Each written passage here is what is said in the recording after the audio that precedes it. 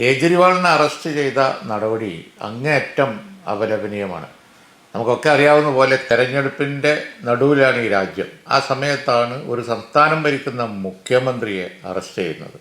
ഈ അടുത്ത കാലത്ത് വേറൊരു മുഖ്യമന്ത്രിയെ അറസ്റ്റ് ചെയ്തു. മുഖ്യമന്ത്രിമാരെയും അതുപോലെ തന്നെ ഇന്ത്യ മുന്നണി നേതാക്കളെയൊക്കെ ജയിലിലടച്ച് കൃത്രിമ ജയമുണ്ടാക്കാൻ വേണ്ടിയാണ് ഇവിടെ BJP ശ്രമിച്ചുകൊണ്ടിരിക്കുന്നത്.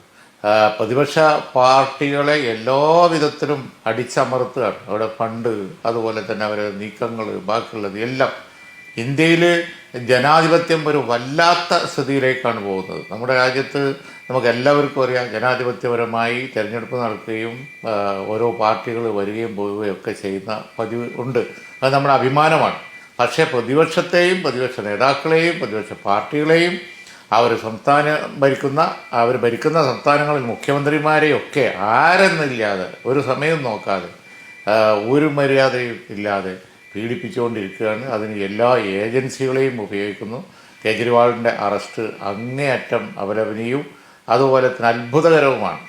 ലോകം കാണുന്നില്ലേ ഇന്ത്യയുടെ ഒരു വലിയ തെരഞ്ഞെടുപ്പ് നടക്കുന്ന ഘട്ടത്തിൽ അതിൻ്റെ സംസ്ഥാന മുഖ്യമന്ത്രിമാരെയൊക്കെ അറസ്റ്റ് ചെയ്ത് അകത്താക്കി തെരഞ്ഞെടുപ്പിൽ വിജയം ഉണ്ടാക്കാൻ നോക്കുക എന്ന് പറഞ്ഞാൽ ഇതിനെതിരായി ശക്തമായി ഇന്ത്യൻ ജനത അവരുടെ സമ്മതിദാന അവകാശത്തിലൂടെ പ്രതികരിക്കും എന്ന് തന്നെയാണ് എൻ്റെ വിശ്വാസം.